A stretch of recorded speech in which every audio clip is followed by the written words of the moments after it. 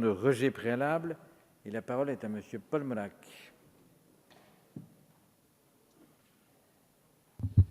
Merci, Monsieur le Président. En préalable, je voudrais dire que tous les groupes ici défendent la liberté.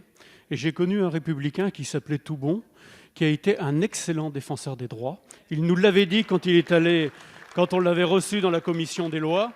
Il nous a dit qu'il serait quelqu'un très attentif aux défenses des droits, et il l'a été.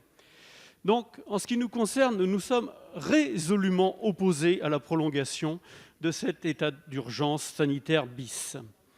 Cette loi nous inquiète, d'abord parce que, monsieur, je ne badine pas lorsqu'il s'agit de défendre les libertés des Français, et ce n'est pas pour une question électorale. Or, cette loi, elle est inutile. Il y a déjà tout ce qu'il faut avec le L31.1. Simplement, il y a deux choses dans ce 31.1. Il faut que la mesure soit proportionnée et motivée.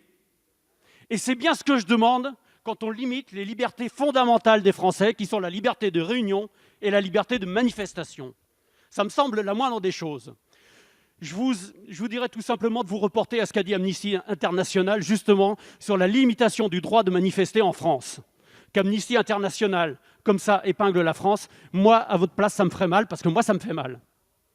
Ça, c'est une chose. Donc, il n'y a pas besoin de ces lois d'exception. Je le dis, je l'ai déjà dit, je le redis.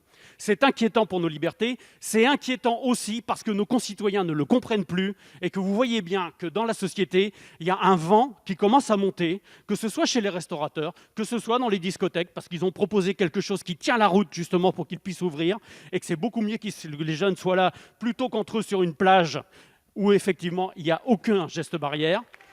Donc, non, mais c'est clair. Et quand on dit par exemple à un restaurateur, on lui dit demain vous êtes fermé alors qu'il a 20 000 € de stock dans ses frigos, comment voulez-vous qu'il prenne bien ce genre de mesures?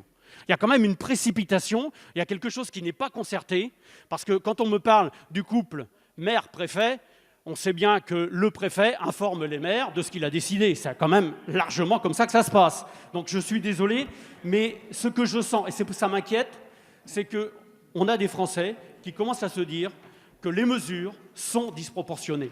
Et ça peut être dangereux. Donc nous sommes résolument contre cette prolongation, et je pense qu'il faut revenir à quelque chose de beaucoup plus cadré, avec le Parlement, avec des explications, et c'est en faisant appel tout simplement à l'intellect de nos concitoyens qu'on y arrivera. Je vous remercie. Merci. Alors, il n'y a pas de rappel au règlement pendant l'explication de vote, vous savez bien, chers collègues. Donc, on poursuit les explications de vote et la parole est à monsieur